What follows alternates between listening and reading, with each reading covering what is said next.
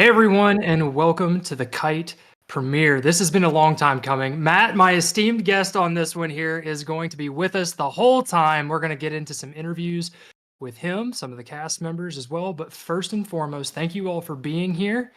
Enjoy the worldwide premiere of the Kite.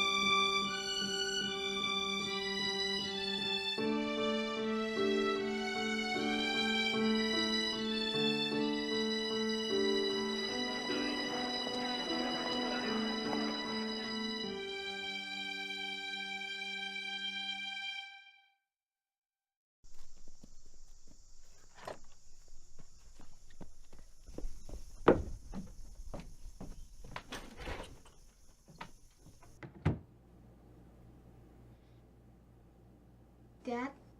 Come in. What is it? Can I ask you something, Dad? What is it? Well, there's this real neat kite. Like, real cool. You would like it.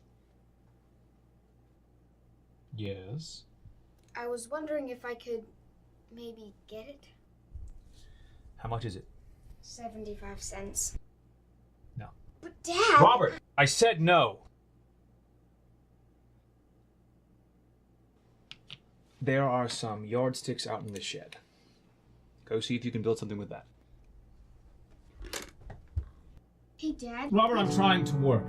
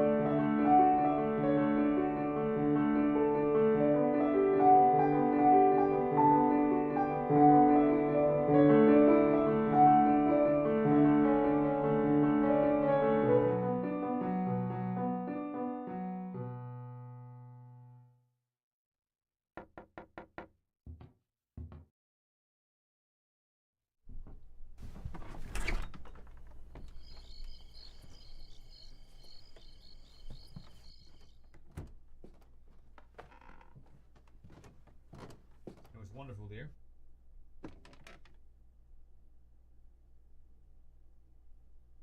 What happened?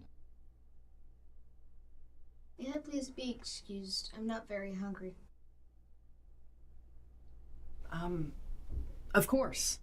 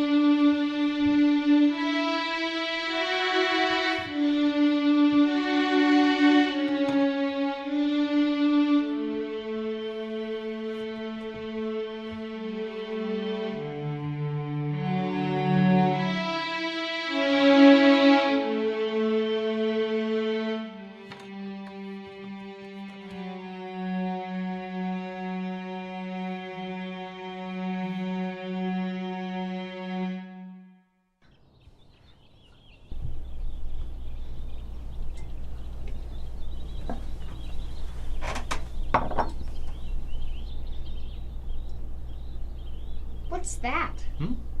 That. Oh, just something I came up with last night. Can I make this?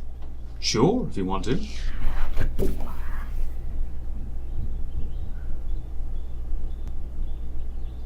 Hey, Dad, could you maybe help me with it?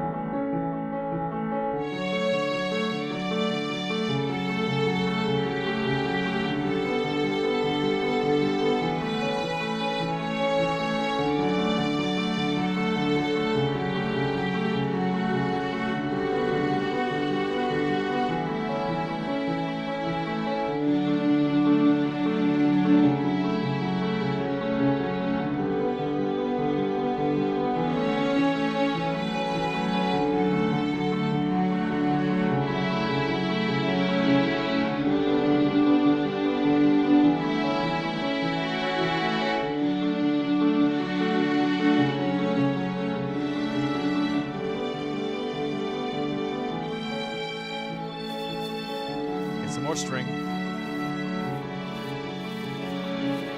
A little bit more than that. Ready? Go.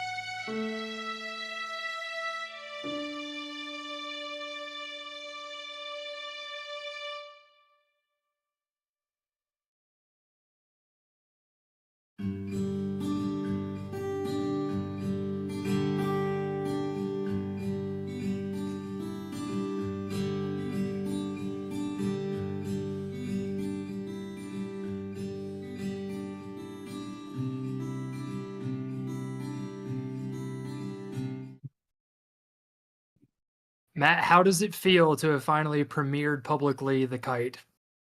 Good. It's been a long time coming. We made the promise that we were going to be bringing The Kite to the Forerunner Productions platform almost a year ago. Whenever we did the test screening, which is what it ended up being, of the music of Eric Zahn. And now, 11 months later, we're finally here. You guys just saw it. It's a very touching story of father and son that is predicated on a small and seemingly insignificant thing, such as the kite. Matt, what inspired you to write this story? Well, first off, it was a homework assignment because it was my senior thesis film at Liberty University. But secondly, this is a story that my grandpa, Bob Burnham, had told me growing up.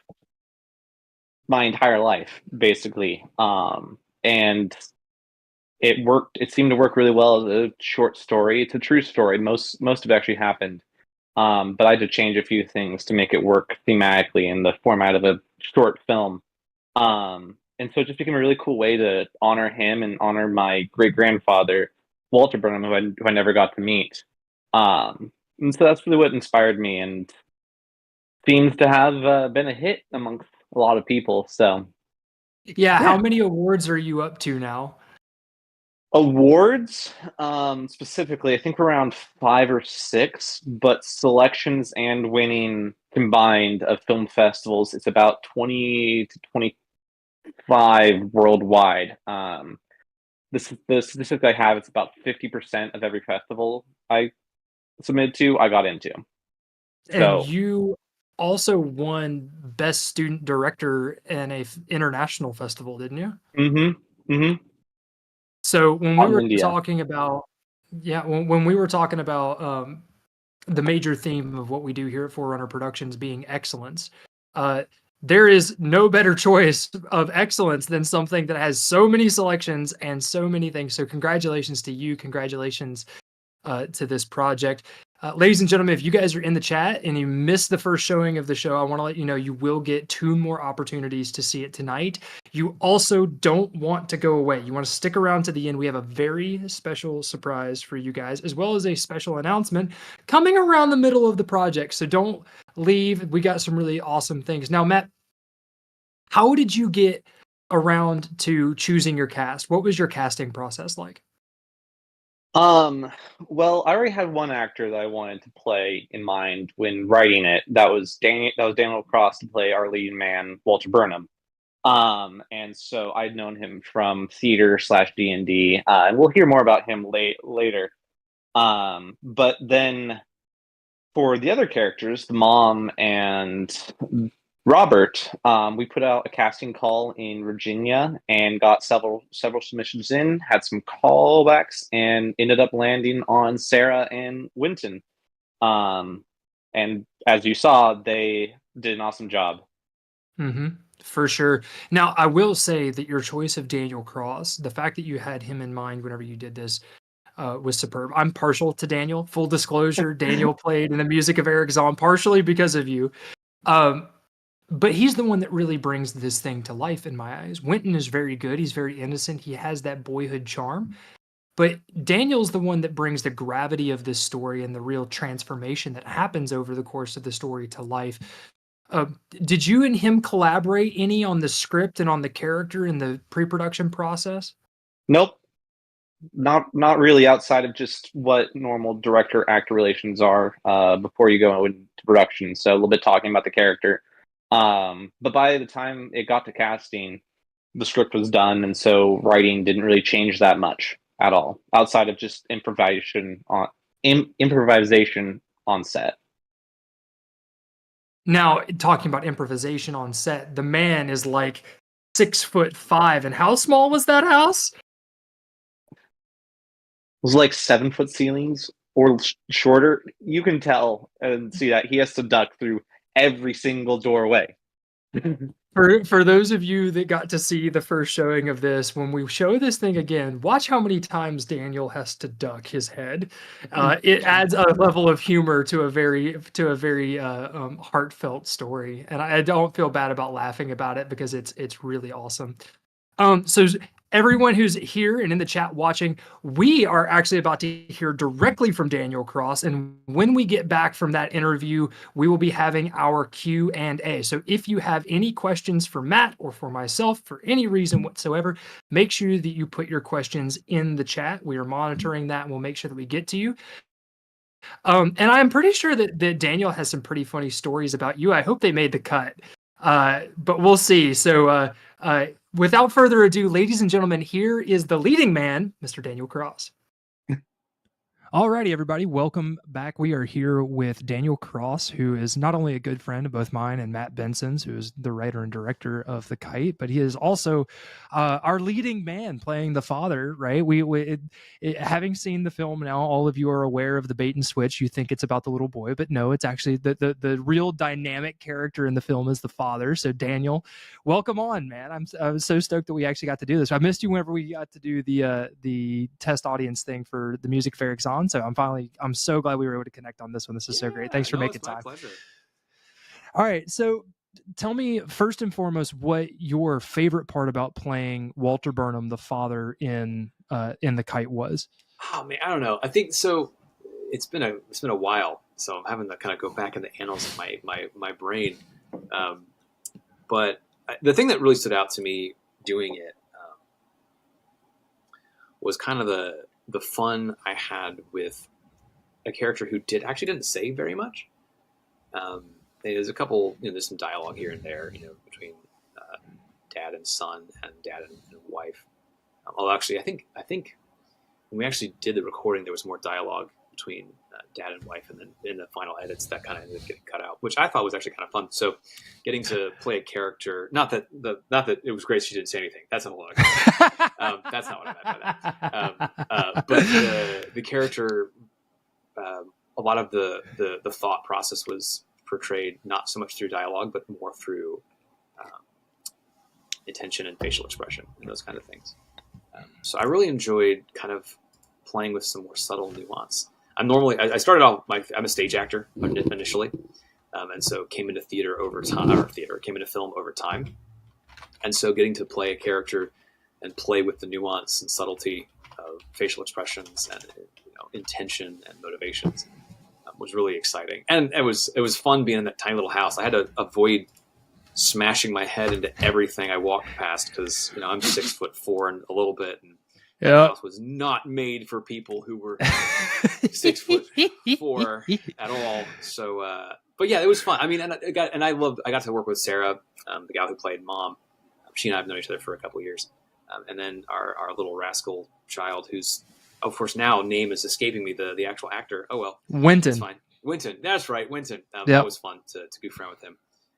The whole thing was fun. I really enjoyed it. And Matt was really, he had a pretty tight shot schedule to keep to, but he was he really wanted us to play the characters and live in the space, which is always great for an actor to have a director who understands that the actor's doing the art too. It's not just a shot that I'm after. It's also, what's the character thinking and moving through. So that was a lot. I think that was probably the most fun. I mean, the whole thing was fun. Now, with that tight shot schedule, was there anything that you felt was a particularly tough day on there? Was there a part of the shooting that was difficult for you? If you can dig into that a little bit for me. Sure. So I think nothing was so bad that it was like, oh, this isn't working. We did it over the course, or at least my portion was done over the course of 2 days, or parts of 2 days. And it was a student film, so they had a very rigid time scale of we got to be out of this. I think there was an Airbnb that we were using for a lot of the inside shots, so we had a window, we had to get out and all this kind of stuff. So there were a couple times, I think, on that first day when we were in the scene between dad and son, and the kids asking about the kite specifically. Hey, can I buy this or whatever? That I remember it being a couple times where there were moments of like, yeah, we just don't have time for another take of that. We just got to move on. And I knew there were other things that we probably could have gotten out of those moments, but just because of the time we weren't able to. And there was a kerfuffle with sound, because there was an air conditioning unit on somewhere, I think upstairs. And so they didn't realize it until like halfway through. And I think they were like, we'd love to go back and redo some of these, but we don't have time. So if I remember correctly, there was something about the air conditioning. I don't think it threw off everything, but there was a moment I remember being like, oh no, what's that whirring sound? And I was like, all right. So I ended up doing some ADR stuff later for a couple lines. And Now, for the audience, not all of our audiences are filmmakers, but there are people that are interested in this. So explain to them what ADR is. I absolutely refuse to do so.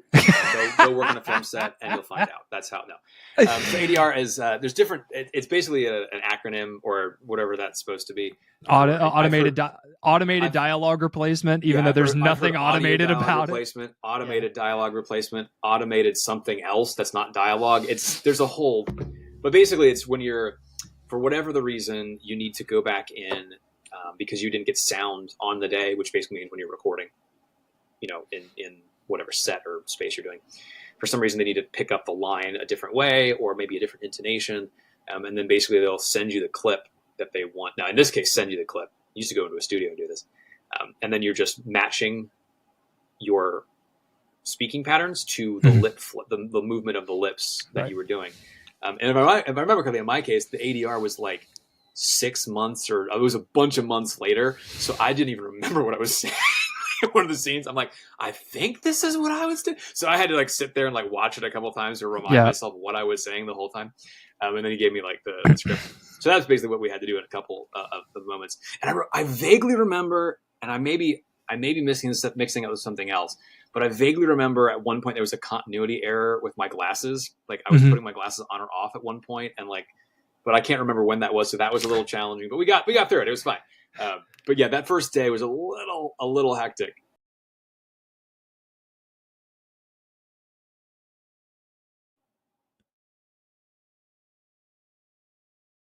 So that's your buddy, Matt. How does it feel to go through that? Now I know that you were also behind the scenes, like you got to see the interview before anybody else did because you got to be the fantastic editor helping me pull all this together. But it's good to see your buddy back on the screen, though, isn't it? It is. He's an awesome dude. No, so something that a lot of people don't realize is that he is also young George Washington at Colonial Williamsburg. So this guy not only has the TV chops and the vocal chops, as you heard him talking about a little bit there at the end, but he's also got the stage chops as well as big improv skills. So it was a real blessing, I know, to work with Daniel Cross on my production. So I'm sure that you had the same. Otherwise, you wouldn't have recommended him, of course. Yep. Obviously, that interview is cut short, ladies and gentlemen. So if you want the full interview of that with Daniel Cross, right, he basically goes into an entire voice actor's workshop in that interview. It is stellar. He should be charging for that type of stuff, and instead he allows me to do that. I'm just kidding. If you want the entirety of the interview, make sure that you guys go over to forerunnerproductions.locals.com. That's where the entire exclusive interview library is, as well as the other interviews that we'll be playing for you later tonight with the director of photography of the Kite, as well as the composer of the Kite. Moving into our Q&A, right now we only have one big question. It's from a very close friend of yours, Make It With Cinnamon, Miss Elizabeth Scott. Thank you for your question. The question is, how was your experience with film festivals? Thanks, Elizabeth. That's a really good question. My experience with film festivals was a really good one. I'm going to talk a little bit more about the strategy that went into it. Overall, because I don't think you want to hear about me saying like, oh, I got into this festival, or I got into this festival and never going to it. So my strategy was really to focus in on the audience of this film, which is mostly families, and it's a really family focused film. So I narrowed it down to those specific festivals and submitted to about 55 of them. And as I said, we've seen the success of that. And so in that sense, it was a really positive experience. Because the festivals you think you're going to get into, you don't always get into. It's the ones out of the blue that surprise you, and then you win awards at them. So I think that comes a little bit into a philosophy about life in general, and that a lot of life happens when you least expect it. And so in that sense, it was a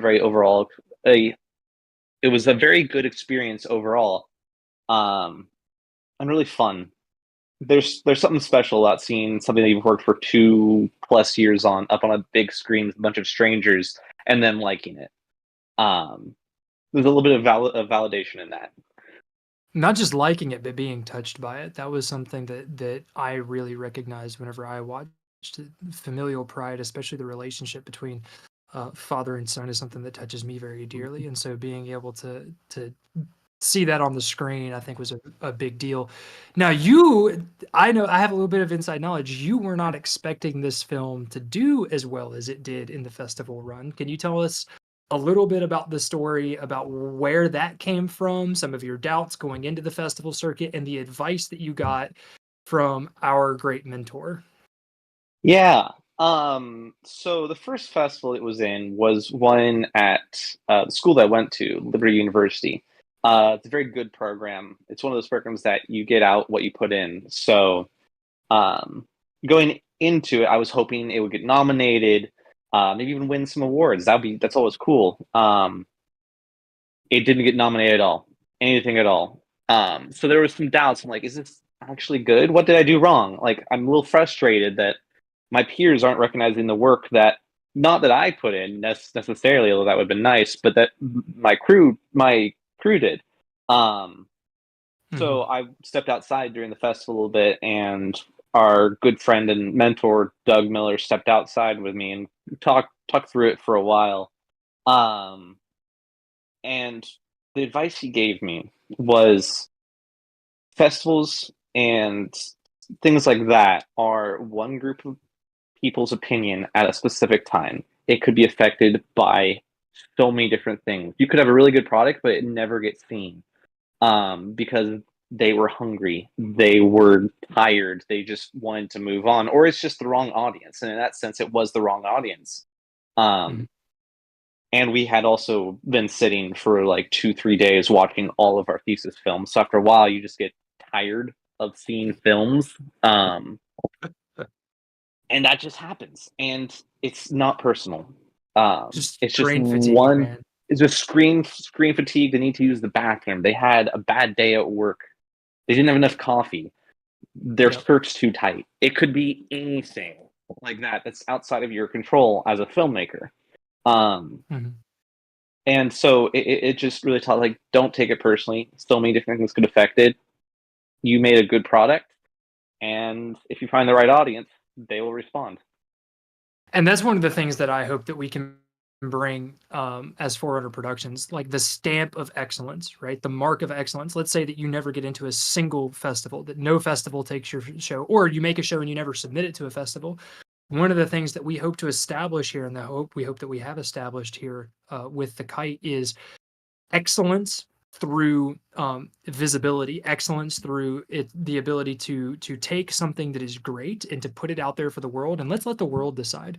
Let's market it, let's get it in front of the eyes of the people, and let's let them decide, not somebody who's on a panel somewhere who might be having a really bad day or going through a divorce or something like that, because your experience at the student showcase is a lot of people's experience in the bigger film market. The people that choose these films and these festivals, as important as these laurels are, ultimately it comes down to, is that one person who is the make or break individual for your film, for that festival on that day, are they in a mental space to accept what you've made? And that becomes a big deal. Mm-hmm. All right, so ladies and gentlemen, coming up next, we have our first big announcement. Forerunner Productions has teamed up with 611 Armory and my brother Brian Robinson out of Houston, Texas, to bring merchandise to Forerunner Productions, starting with two major things. The first one is the Kite. They have t-shirts, they have water bottles, they have journals for the Kite. If you want to support Matt, if you want to support the vision that we have here at Forerunner Productions, if you want to support us, make sure that you go visit 611armory.com, check out their merch page, their partner merch, and you will see all of the Kite products. And as we get more short films coming out, and there will be more short films coming out, as we get more of those, you will see more of that on that partner merch page. So make sure that you're paying attention to that. The first couple runs of these things are already out. I'm wearing one right now, the Let's Talk Fortitude t-shirt. It comes in all kinds of awesome colors, and we even have Let's Talk Fortitude hats. These are limited edition hats. There's only a few of these, so if you guys want them, all proceeds go to One Kingdom, a mission that does It's a missionary 501c3 that does missions all around the world.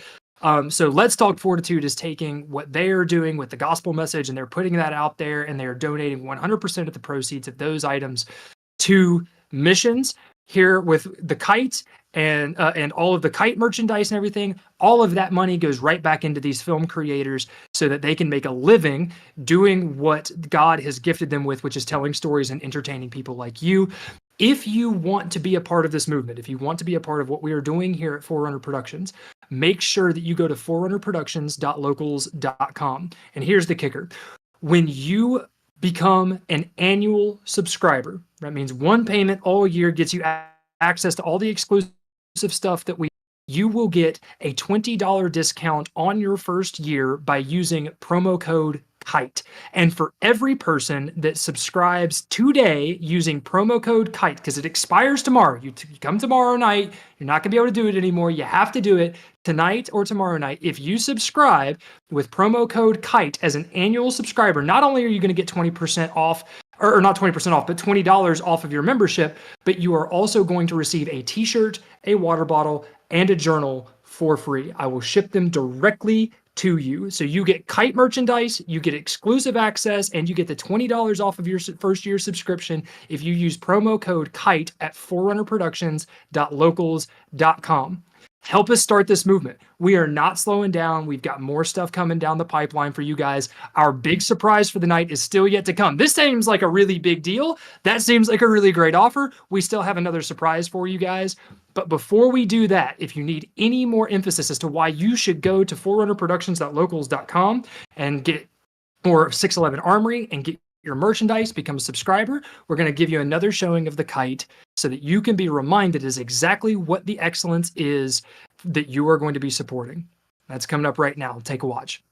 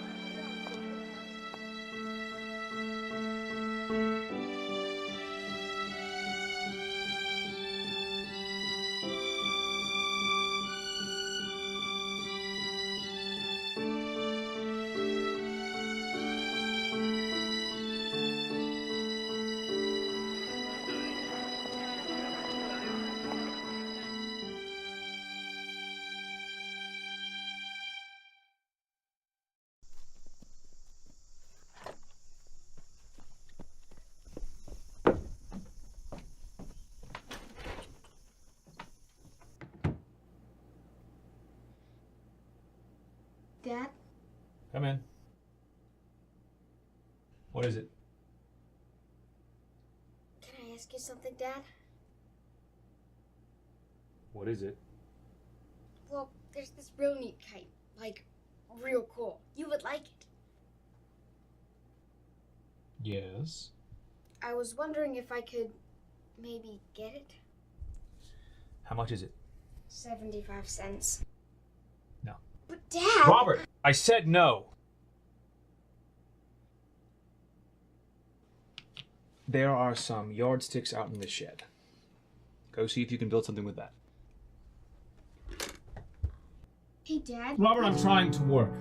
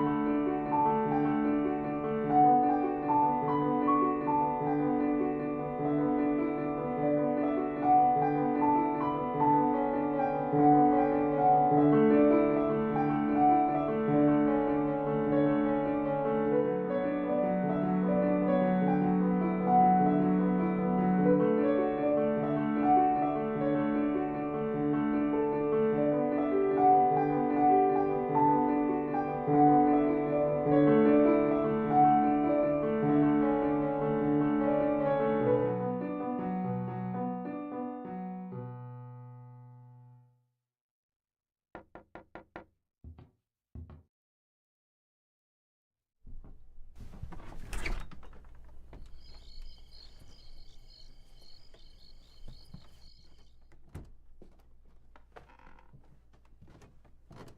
was wonderful, dear.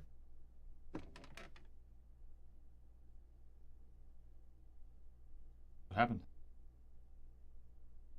May I please be excused? I'm not very hungry. Of course.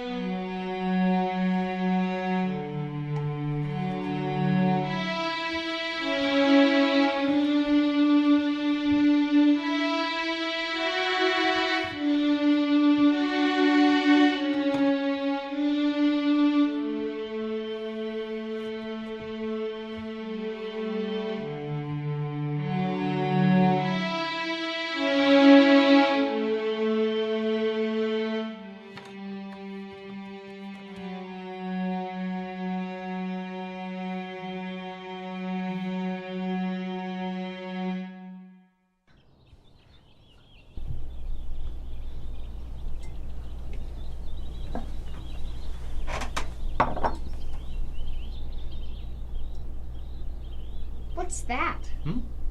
That. Oh, just something I came up with last night. Can I make this? Sure, if you want to.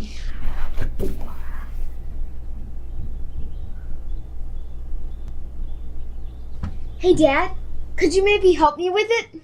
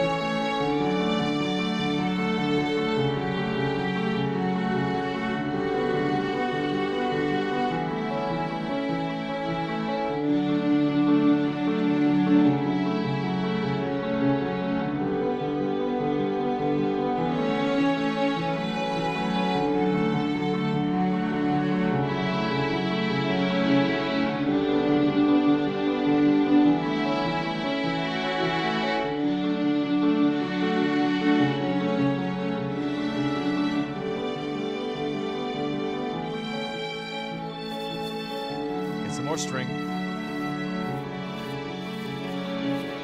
A little bit more than that. Ready? Go!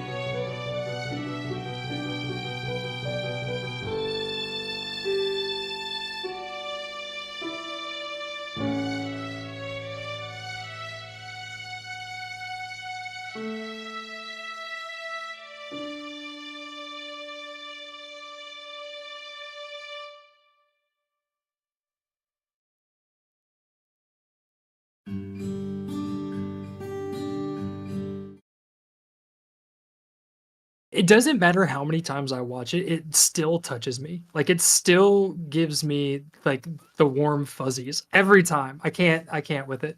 Um, and one of the things that gives it the warm fuzzies for me, Matt, is not just your directing. It's not just the great story and the inspiration, the incredible writing, or Daniel's acting, but also the way it was shot.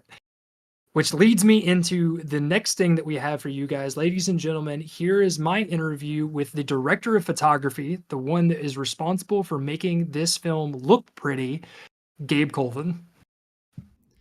All right, everybody, we are here with Gabe Colvin, director of photography of The Kite. Gabe, thanks for joining me, man. Yeah, thanks for having me. So tell me a little bit about how you got roped in to be the DP of The Kite. Yeah, so Matt and I became friends through film school. He was a year under me, and he would show up on my year's like thesis sets and stuff, wanting to learn, bright-eyed and bushy-tailed. And I was like, okay, like he's got a heart. He knows his stuff, and like we just have like a lot of some similarities in mindsets and stuff. And yeah, we became friends. And when I graduated and he went to make his film, I was like, I want to like support you and see your vision come to life. So let's do it. That's awesome. What part of the Kite specifically drew you to it? What was so enticing about that vision that Matt had? I think it was like a diamond in the rough of a lot of student films, because a lot of people push themselves like really hard to do something that's like super kind of out there, and I think they sacrifice like the heart of the story. And Matt found something that was like super personal, and while at face value might be like simple, it's very, very meaningful and effective, and you feel that when you watch it or when you read the script. You're like, oh man, this is the warm fuzzies. And it's like you don't get that reading every script, certainly not every student script. So yeah, that's one of the. I agree with that. I think that's one of the best things that the Kite has to offer, is that when it comes to where's the heart of it, the heart is in an excellent place. That's we talk about it all the time on the show, or through Forerunner Productions. Anytime we do these live streams, about how the standard is excellence, right? Like the projects that we bring to this platform, they have to be excellent. And this one has a heart of excellence. So I completely agree. What was one of the hardest things? What was one of the hardest things about filming The Kite? I know it's been a while, so you have to dig into the memory cove. But this one's like fresh on the dome, because I think about it every time. The main thing was that we got this location that was great. Like it looked period enough, especially from the outside and inside well enough. But because the location had film shot there before and had kind of wrecked the place, the owners of the location were like, you can shoot here as long as you don't move any furniture whatsoever. And I was like, any furniture? Like, yes, the ottoman stays where it is. It does not move. And so, we're like working lights and cords around, like on top of the couch, and like, man, it was small and you couldn't move anything.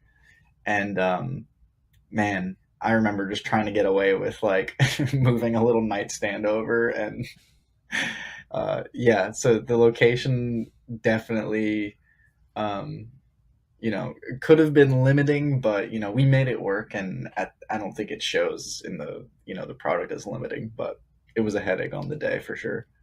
Who is your favorite person to work on the set with? That's not Matt. You're not allowed to say Matt, right? His ego doesn't need it. It's fine. Man, gosh, okay. Well, first I need to remember who was there. Now he's going into the memory hole. Yeah. Now we're going in.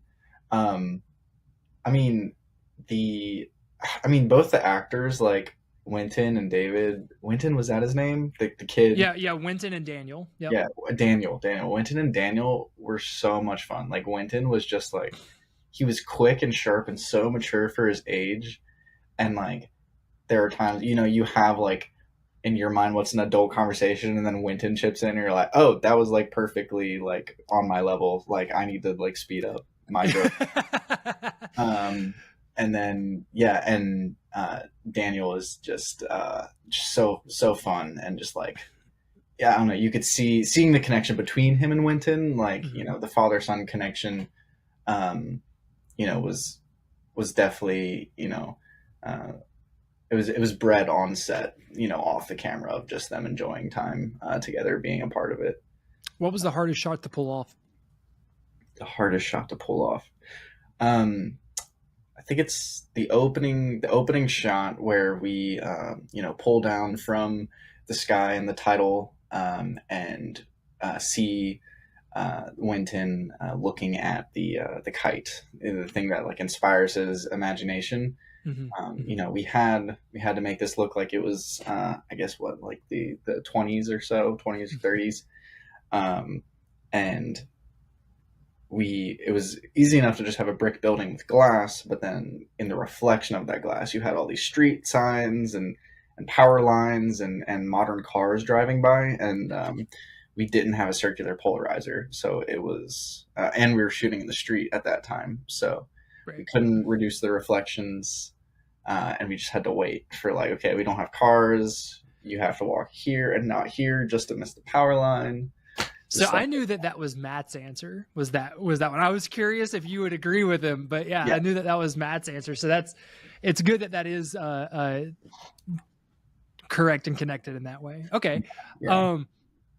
As a DP, I'm never forgetting a circular polarizer in the or just any polarizer of any kind in the kit whatsoever. So not everybody in our audience is a filmmaker. So describe to them what a circular polarizer is. Go a little bit into the weeds. Like give us a little bit of film school in this way. Yeah. So I'm not a physicist, but the best I can explain it is you basically have two pieces of glass that let light in at certain angles, and when you move those pieces of glass in a certain way, they eliminate, at least to your eye, they eliminate reflections on things. So, a tinted window where you usually see the clouds or whatever is now just going to appear black, or you can like see through a window clearer. Super important for, shooting like car stuff or things with lots of windows and glass, because it's easy to like catch the reflection of a crew member walking by. You put that in front of the lens and it cuts the reflections. No, people don't normally understand what a director of photography is, right? They don't understand that to a large degree, directors aren't supposed to be as involved with camera. The camera work is very much the director of photography's job. How much of the balance between technical mastery and artistry do you find that there is with being a director of photography? It all depends like per the project, and even the director as opposed to the director of photography, their hand in deciding the shots and how it looks, and even the technicals, like it's kind of up to them how much they want to deal with it. Matt was very kind of, I don't want to say hands off, like he didn't care, because he very much cared, but he was, I guess I felt like trusted by him a lot, where he's like, you will do something nice, and come to me and I will sign off on it. So we kind of had that relationship, and that was really nice, especially when you have like very limiting locations, like a tiny room that you can't move furniture in, or a giant glass wall with modern reflections in it.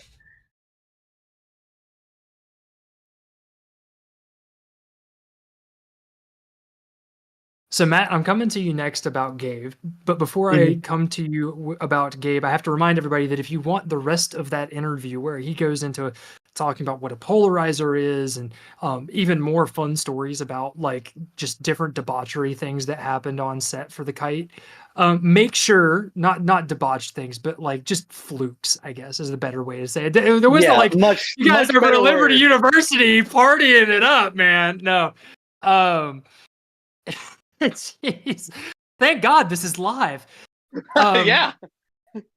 Make sure everyone, if you guys want the entirety of Gabe's interview, go to forerunnerproductions.locals.com. The entire exclusive interview is over there. You can use promo code KITE to get $20 off of your annual membership. That is promo code KITE for $20 off of your annual membership. That code is only good for today and a little bit of tomorrow.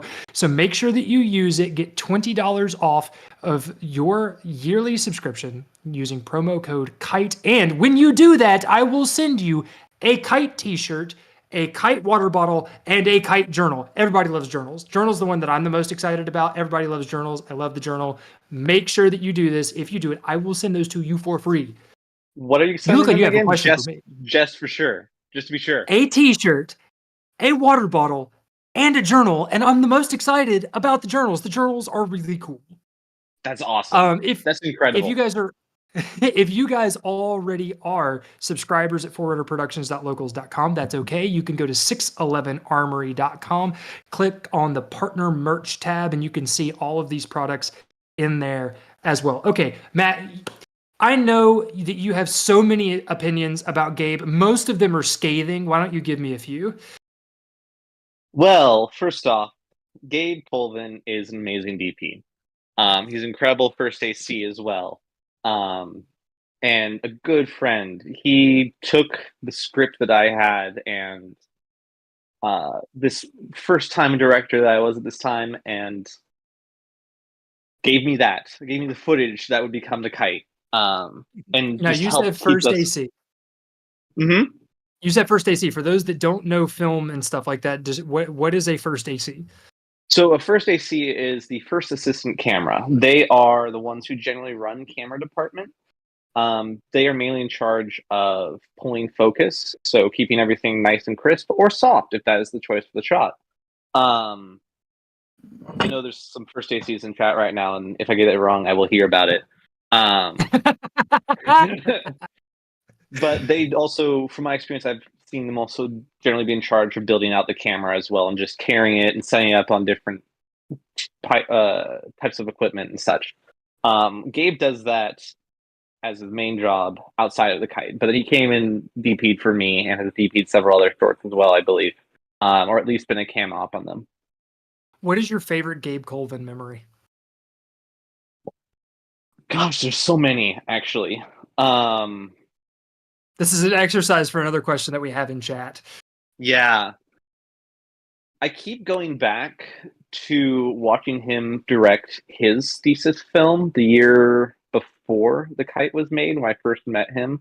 And this was one of the last nights there, and him just being very sleep deprived and trying to hold all of this film together in a moldy cabin in the middle of nowhere, Virginia, and doing a good job of it. And his thesis film turned out really well. It was a medieval Western called Nighttime. It was pretty fun. Maybe we'll get it on here. Maybe not. We'll see.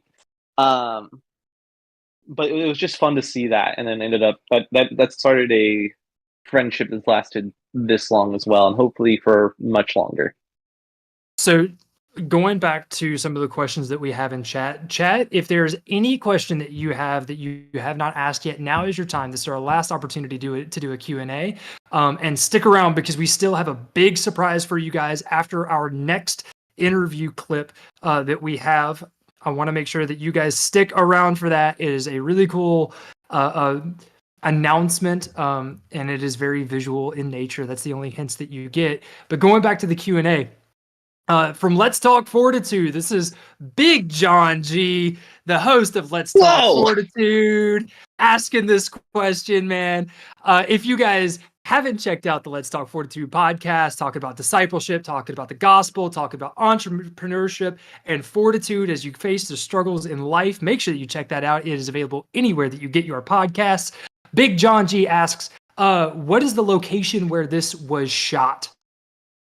Yeah, so this was shot in two locations. One is an Airbnb just outside of the town of Evington in Virginia, about 30 to 45 minutes south of Lynchburg. We shot in that Airbnb, outside of that Airbnb, in the field across the street from that Airbnb. And then the other location for the store at the beginning of the film is, I think it's the 246 Theater. I don't remember what town it is, but it's another town about 45 minutes south of Lynchburg, Virginia. And we shot outside of that for the first day, and then for the third day in there, and that's where we shot the opening scene. So that's fascinating because I thought that opening scene was actually shot in Lynchburg. I did not know that. Nope. I knew about the Airbnb. Now the Airbnb is not the multi-cabin that Gabe shot in previously, is it? No, that's Okay. no, it's different. This I mean, Airbnb that'd be is a really nice and really cool. It's a I had to great make that. Airbnb. Visit this Airbnb. I had to make that distinction just in case somebody thought it was the same place. It's not No, the same place. it's not. The next question comes from our lovely friend Elizabeth Cobbs. Elizabeth, you have such a special place in my heart. Thank you for asking a question. Without you, my beautiful project, The Music of Eric Zahn, would not have been a thing. Thank you for your friendship and thank you for your question. What are elements and aspects of directing you were really intentional about before, during, and after production that brought your student thesis to the next level? So pre-pro, production, post-production, what were you focused on in your directing in each of those different stages that helped elevate those stages? Yeah, I'm going to kind of answer this as all one because the main point that I had for it was addresses all of them. It's to trust your crew, set up a vision that you have and give it to them, but then let them play with inside of it because they're creatives as well. They are good at what they do, or at least I hope they would be when you hire them on. And let them explore, let them try stuff. Be the final arbiter of it. So if you don't like it, don't do it. But with Gabe in particular, I was like, this is what I'm going for. This is the style I'm going for, the feel. If it's inside of this, let's try it and let's play around with it. And it got really good results. Same with my cast. I really wanted them to embody the characters and play the characters and just have a chance to play. In production, one of the things that I made sure to do was actually not look at the monitor that much. I treated the cast and the acting almost more like a theater performance. So I was watching them, and if I felt it, they did a good job. If I didn't feel it, sometimes it worked, sometimes it didn't. But that seemed to translate pretty well across visually through the camera. Now, I did check monitor if we need to see frame, and sometimes I was just outside because, as Daniel said, the house is very small, so I couldn't be in the same room with them. But then in post, particularly with Jillian, it was again, this is what I'm going for. What do you have? You're creative. Let's make something cool. So, trust. And we'll your be talking crew. more about Jillian. We'll be talking more about Miss Jillian Shelver in The just amazing a little Jillian bit. Silver. It's the magnanimous Jillian Shelver. Just keep going with it. But we do have another question. This one's actually for both of us. But Matt, because you're the guest of honor here, I'm going to start with you. From my lovely wife who is in California, honey, I miss you. What's a favorite childhood memory you had with your dad? I would suppose have. It's like the way that question's phrased is like, what is a memory you had with your dad? As though it's like it got ruined at some point in the process. Oh no.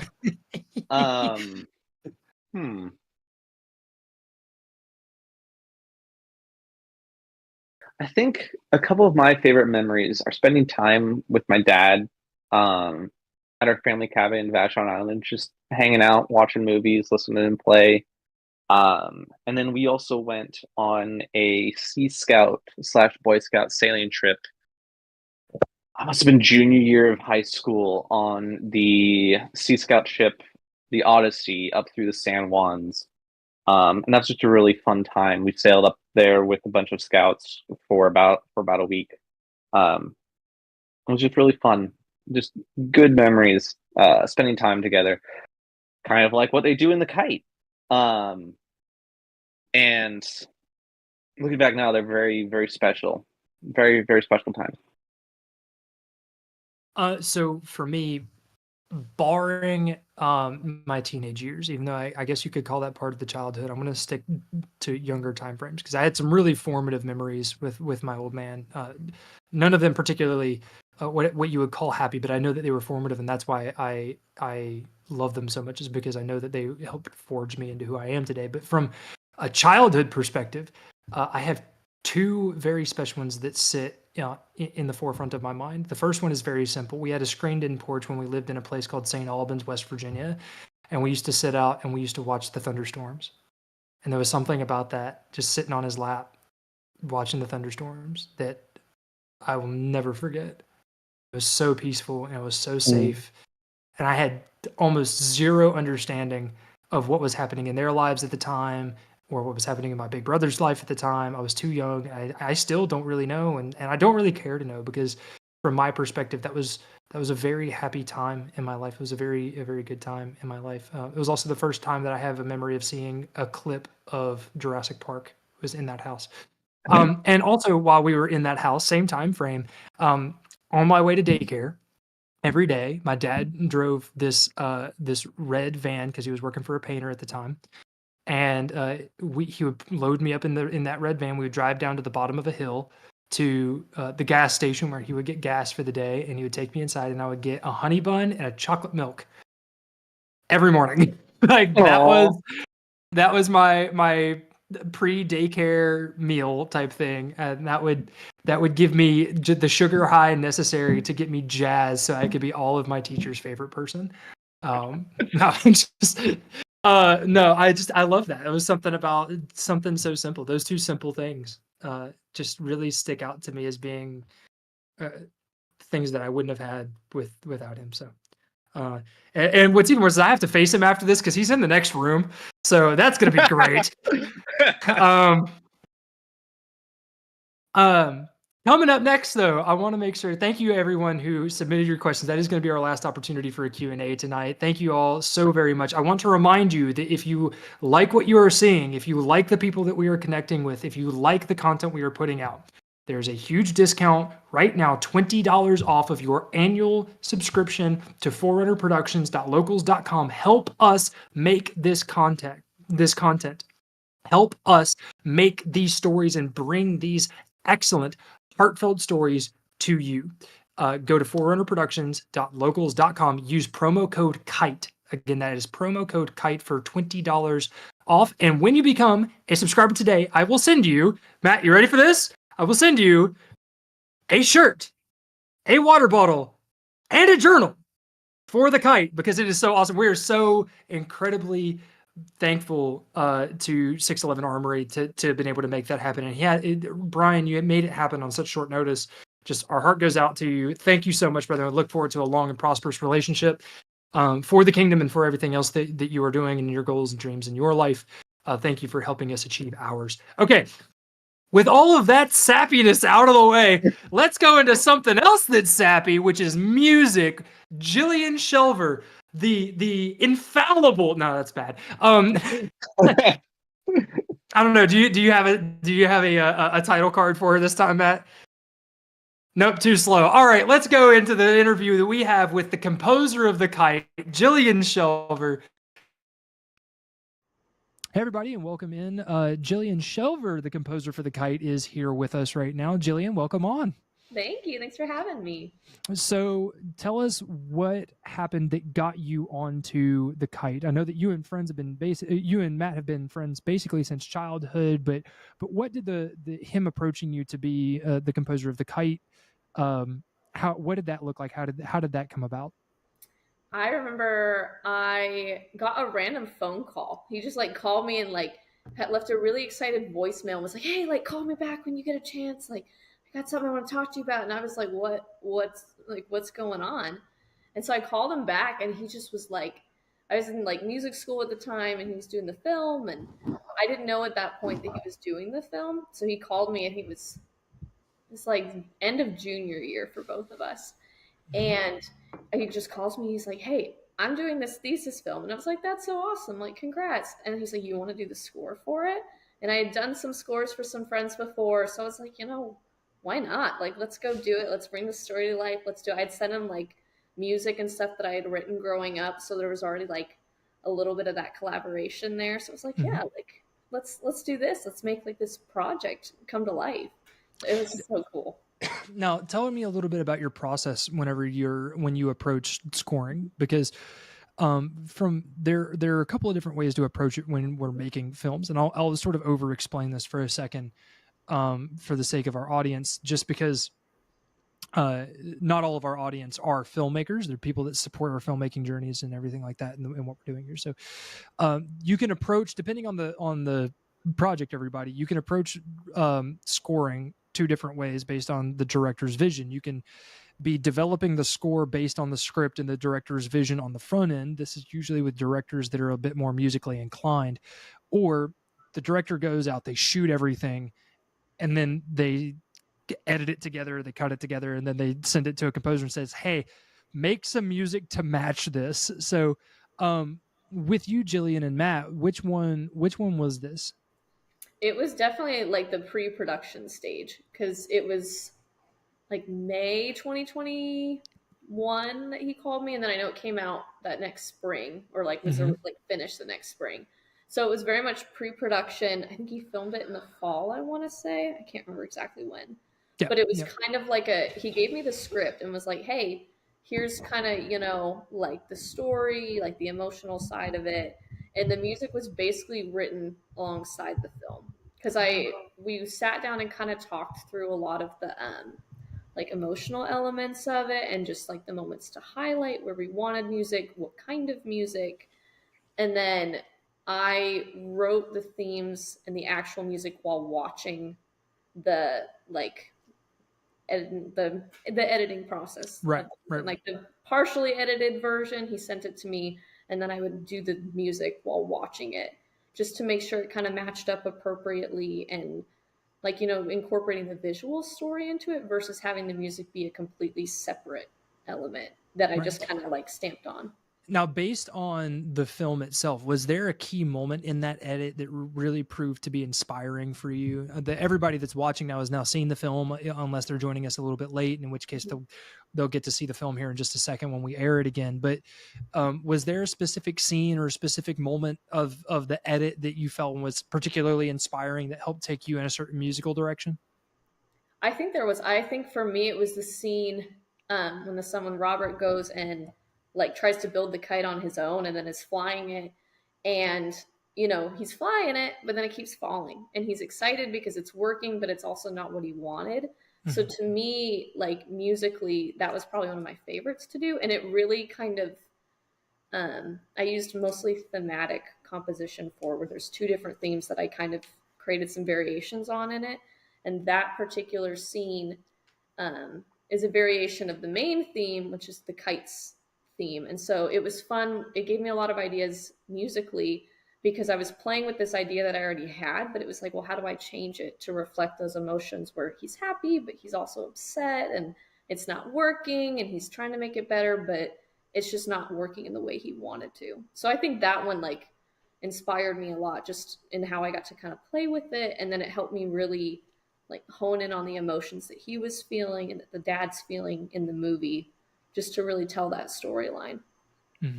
Now, you said that the score itself is themed a bit. Now, is that, you mentioned the kite's theme, so is the kite almost as a character in itself having a theme? Is the other one for Robert, or is it for the family? Is it for the father? Do you remember which of the other?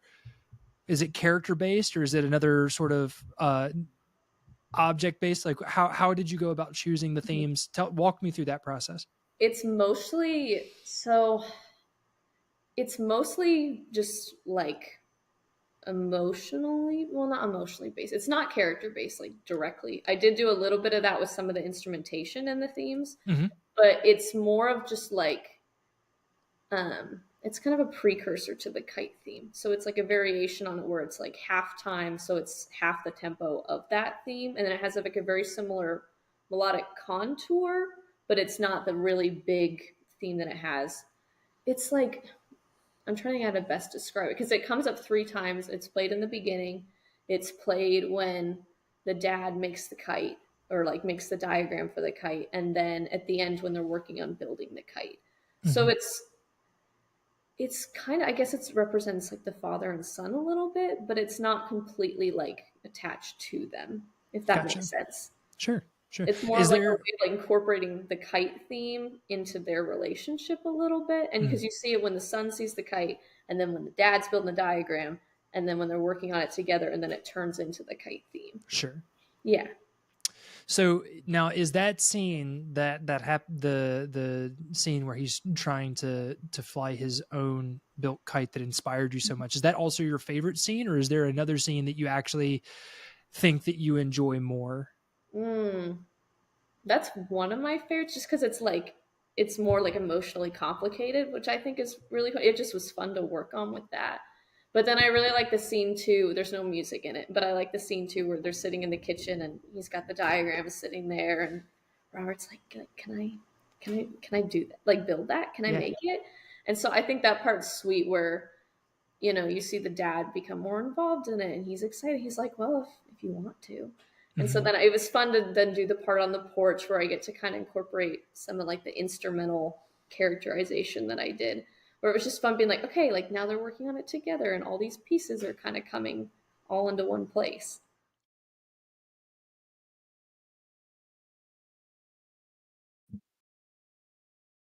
And that is just some of the amazing conversation that I have with Jillian Shelver.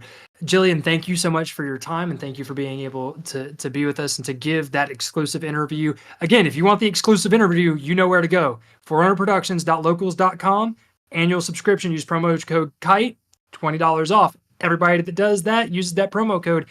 I am sending a t-shirt, a water bottle, and a journal to you. I'm going to remind you that again here in like a minute and a half. But until that minute and a half is up, we have a special surprise for you. Sir, Mr. Producer Joel, please roll the trailer.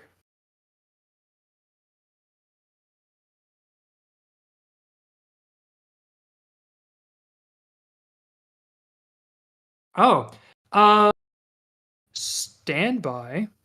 We are going to have some technical difficulties for just a second. In the meantime, we are going to play you the kite real fast one more time. Thank you guys for bearing with us. Special surprise is coming up very soon.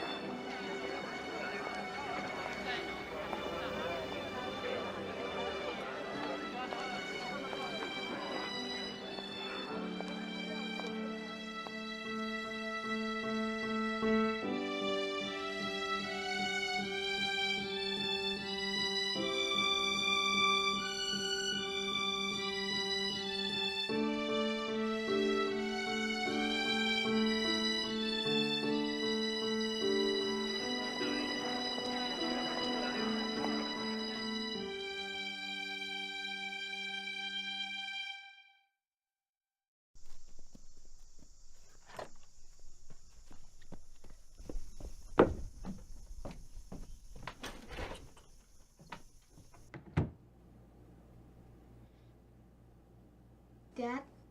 Come in. What is it? Can I ask you something, Dad? What is it? Well, there's this real neat kite. Like, real cool. You would like it. Yes. I was wondering if I could maybe get it. How much is it? 75 cents. No. But Dad! Robert! I said no! There are some yardsticks out in the shed. Go see if you can build something with that. Hey, Dad. Robert, I'm trying to work.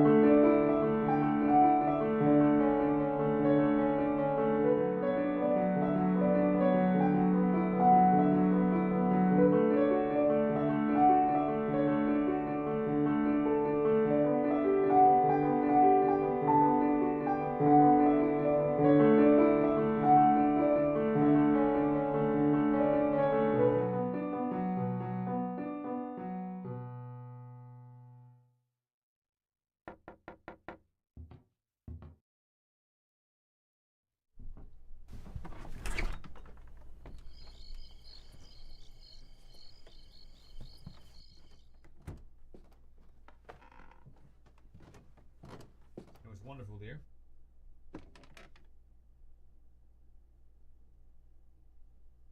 What happened? May I please be excused? I'm not very hungry.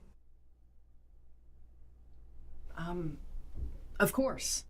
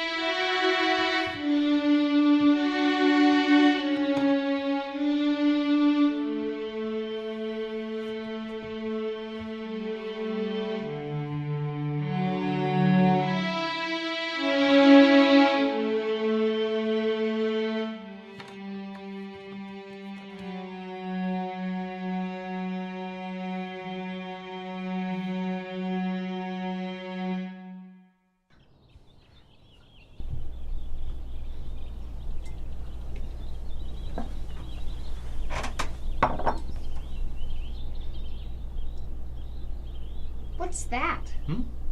That. Oh, just something I came up with last night.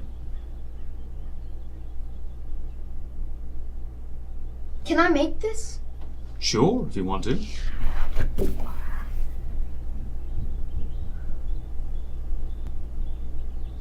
Hey, Dad, could you maybe help me with it?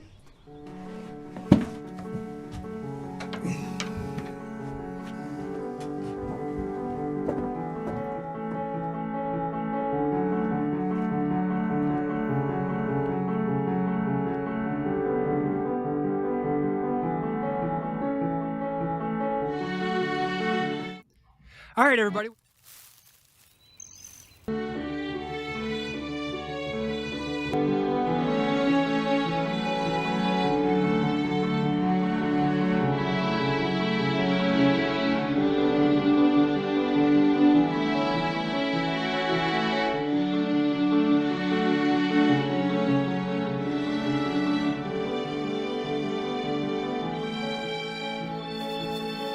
Get some more string. A little bit more than that. Ready? Go!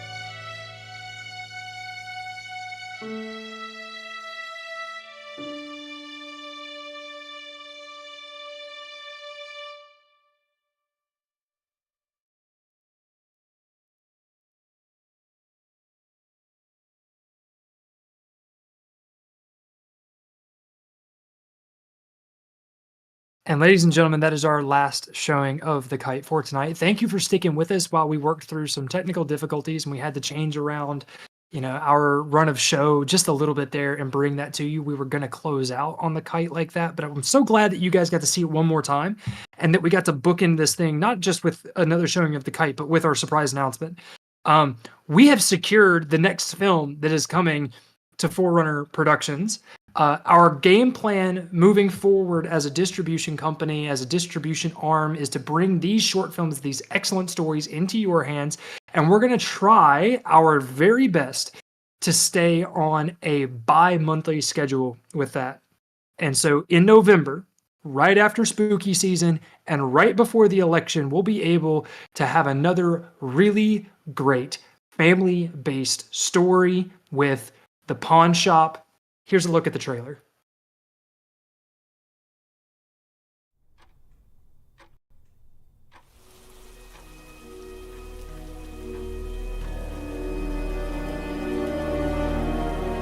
I only deal in trades. Folks come in bringing something old to swap out for something new. New to them, at least. Actually, I'm here about a transaction that she must have made here. You might remember her. She may have been pretty young. See, I don't think she understood what she was doing when she made that transaction. These things have their own terms attached. Did you tell her that? Did she know? I shouldn't have been the one explaining that to her. You don't understand. There's got to be some kind of exception. There are no exceptions in this store. I just want my daughter back.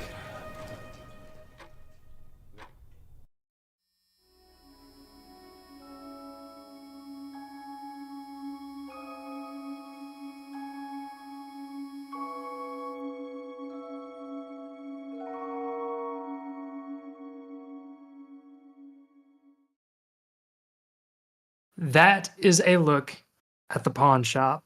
Matt cut that trailer. He did fantastic. Thank you so much for putting up with me, Matt, and how picky I am about all of that. That trailer, we were just laughing about it off camera. That trailer is actually really relatively new. We had some trouble getting it cut together for you guys in time. Some of the behind the scenes stuff that you guys don't get to see is sometimes how last minute these things come together. That trailer is about 3 hours old in its final version. We've been working with it all week to get it ready, and we hope that you guys enjoyed that. And if you did enjoy it, you are definitely going to enjoy The Pawn Shop. Matt, what do you think about The Pawn Shop as a film? It is full of excellence. It was executed excellently, and I'm really excited for you to see it. It's going to be a good one. It's one of the prettiest films that I've seen, especially as a short film that comes out. I mean, and I'm sad that I don't presently, off the top of my head, know the director of photography that did that, but they did fantastic.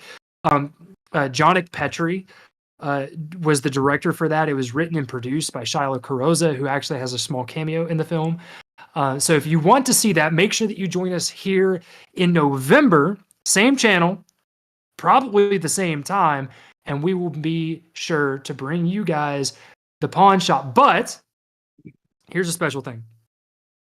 If you want to see The Pawn Shop, not in November, not even in October, if you want to see The Pawn Shop in about 5 minutes, you can do that at forerunnerproductions.locals.com.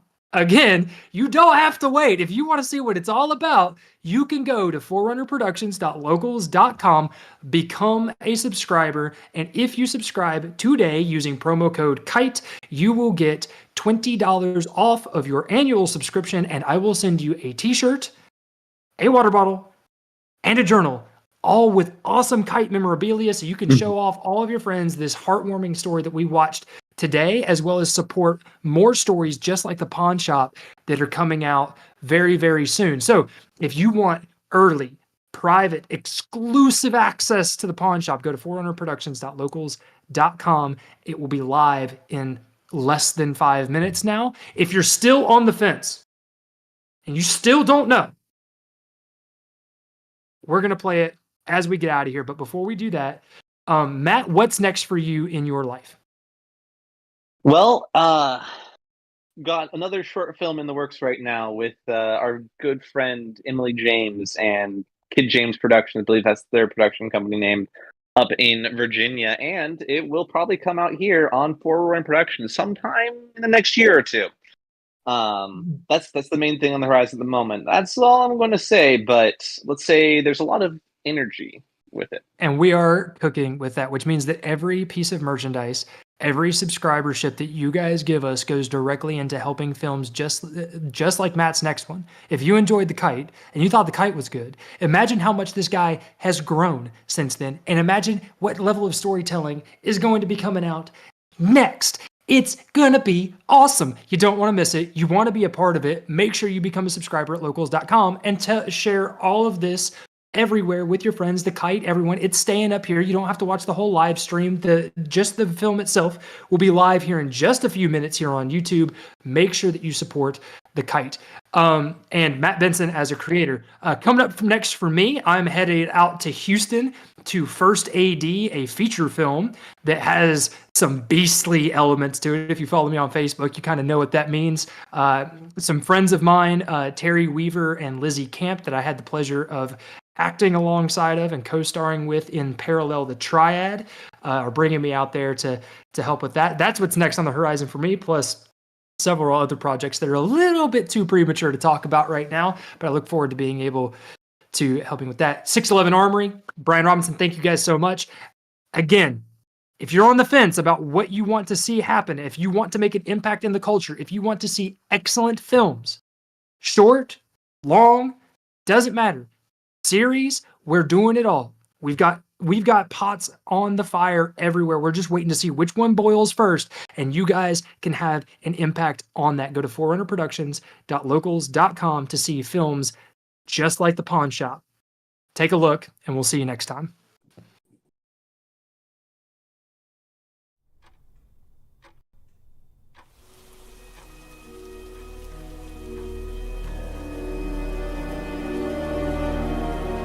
I only deal in trades. Folks come in bringing something old to swap out for something new. New to them, at least. Actually, I'm here about a transaction that she must have made here. You might remember her. She may have been pretty young. See, I don't think she understood what she was doing when she made that transaction. These things have their own terms attached. Did you tell her that? Did she know? I shouldn't have been the one explaining that to her. You don't understand. There's got to be some kind of exception. There are no exceptions in this store. I just want my daughter back.